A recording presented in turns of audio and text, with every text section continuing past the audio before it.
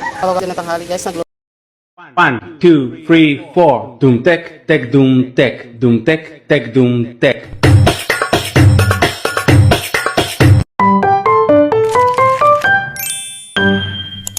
meron na yung asin. Kaya na pa ilagay natin yung ating isda. Ayan. Ilagay natin ang ating isda at pakuloyin. Takpan muna natin guys. A few minutes later. Nilagyan natin yung ating gulay.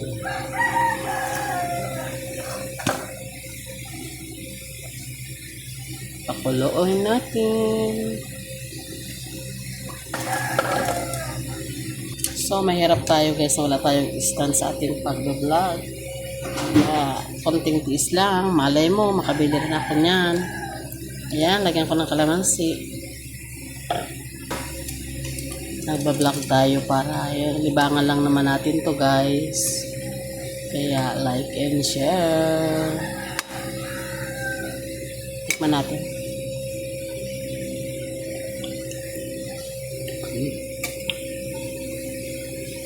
Ayan siya guys. Okay na to siya guys.